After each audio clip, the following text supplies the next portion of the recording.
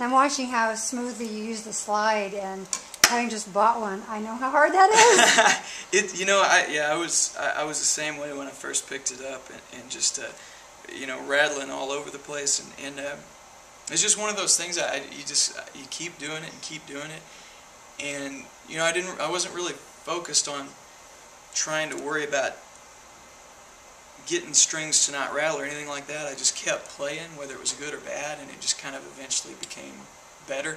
It's still not very good, but oh, it's very good. It's at least better than when I first started. I've listened to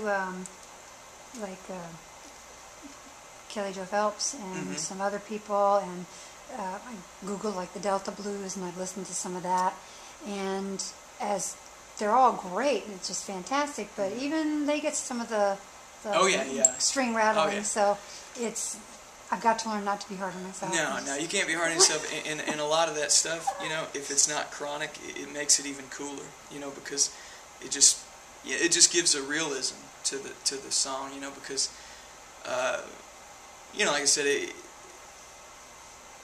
the mistakes in music and in the songs, I like keeping a lot of that in there. If it's not making a train wreck of the song, I like a lot of it in there, because it makes, music is real. It's not, I don't like it when it's so produced that everything is perfectly flawless, and I think you need some of that, because that's where some of the, the soul of the music is. Exactly. For me, it keeps the music real, and it's not super hyper polished, which I'm not saying there's anything wrong with that, but no, it gives a life to it, though. Yeah, it's kind of the and lifeblood of the music. For me, and then I have to say this, my journey started with you. Through the House of Songs. I saw you play, and my mother's 76, you met her, and she and I were just, wow, this kid can play. Thank you. And I'd never really heard that before.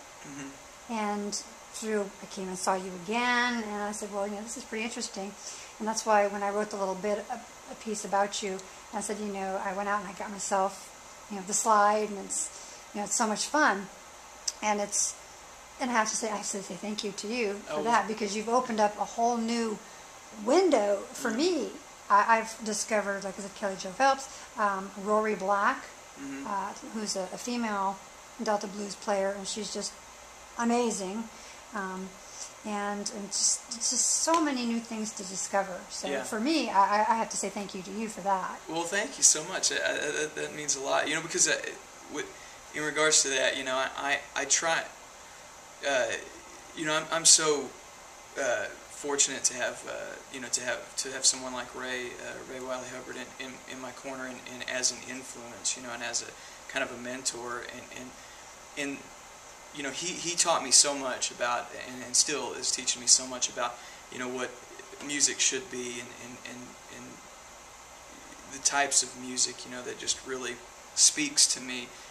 And so it's really cool to be able to, if you hear that you're doing that in return, or kind of forward, then it means a lot, because I wouldn't be where I'm at today had it not been for the help that he's given me, and continued help that he's given me, and so and the influence. So I always like hearing that kind of stuff, because I'm still new to the scene, and so when people do come up and say that, it's really cool, because it makes you feel like you're actually doing something more than just making a CD, So getting back to the CD, you do have your EP, which is available from your website. Are you writing anything? Do you have anything that's in the works right now? Are you planning something new? Yeah, the full album to that EP actually is pretty much done. It's for the most part 80% maybe in the can, and so that EP is actually as a promo to kind of create a buzz for the album that's coming out in January, and so that it'll have those 4 songs on it, but it'll also it'll have a bunch of new songs, and probably we're thinking some bonus material too, and so that's we're thinking the release date is in January, and another person too, as far as that album goes, I'll plug too, is George Reiff, who's been kind of co-producing the thing and doing the engineer work there. We've been doing the album at his place, and between the two of them, Ray and George Reiff working together, it's just unbelievable.